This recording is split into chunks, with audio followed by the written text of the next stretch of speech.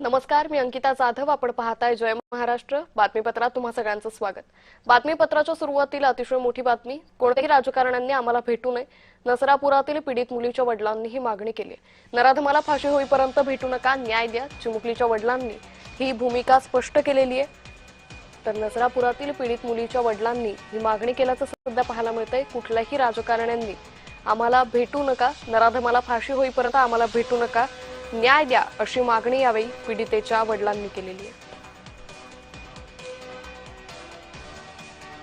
विसर्जनासाठी देखू येथे आले असताना माझ्या घरच्यांकडून मला फोन आला मित्रांचा की इथे बरेच राजकारणी लोक सांत्वन करण्यासाठी किंवा भेटायला येत आहेत. तर माझी आणि माझ्या कुटुंबाची एकच इच्छा आहे, जोपर्यंत माझ्या मुलीला योग्य तो न्याय मिळत नाही, त्या नराधमाला जोपर्यंत फाशी होत नाही, तोपर्यंत एकाही राजकारणाने आमच्या घरी आम्हाला भेटायला येऊ नये, एवढी माझी नम्र विनंती आहे. जेव्हा त्या नराधमाला फाशी होईल तेव्हाच राजकारणी किंवा जे कोण लोक असतील ज्यांना आम्हाला भेटायचे आम्ही त्यांना भेटू.